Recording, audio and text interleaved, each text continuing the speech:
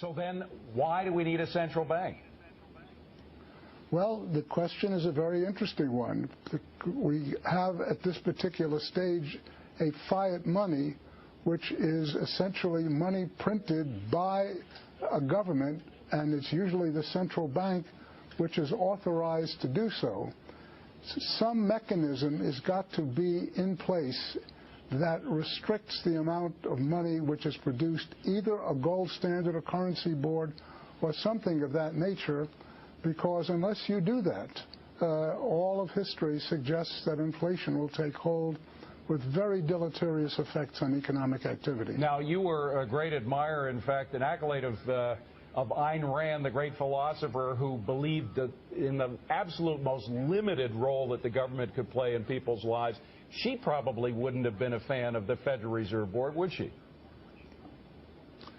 Well, I don't know, because we never discussed that in particular.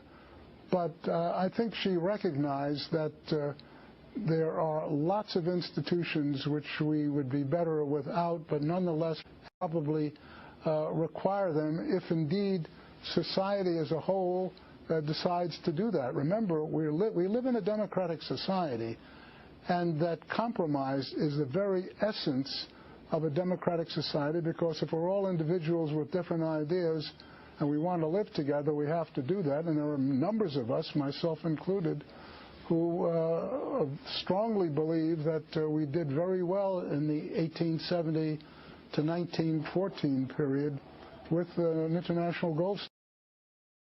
Well, you know what's interesting is gold is still significant.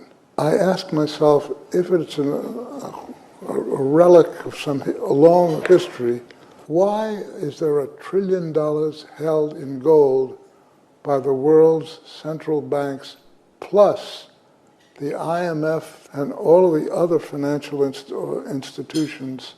If it's worthless and meaningless, why is everybody still holding it? Peace, peace. It's your brother checking in with you again. Alan Greenspan, former Federal Reserve Chairman from 1987 to 2006. That's 20 years, so you got to know what he's talking about. Gold is the move, man. Y'all got to, gold is the move. It's plain and simple. Foreign purchases of Chinese bonds are now double the U.S. by 19.4 billion since May. And over the last couple months, last 2 months in particular, foreign countries have been selling the U.S. treasuries.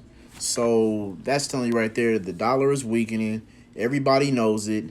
Y'all, quit sitting on it and wasting time, man. Quit sitting on it and thinking that's all good. The economy's going to get back up. Trump just signed the bill or backed the second wave of coronavirus aid, stimulus packages. So what they letting you know right now, he knows he's going to have to shut the economy down. No matter how big and bad he think he is, he's going to have to shut the economy down again. And it's coming soon, man. Remember, gold is not meant to make you money. Gold is meant to keep you from losing and protecting you. Trade your dollars in for gold. That's all I'm saying. Link is in my bio. Peace.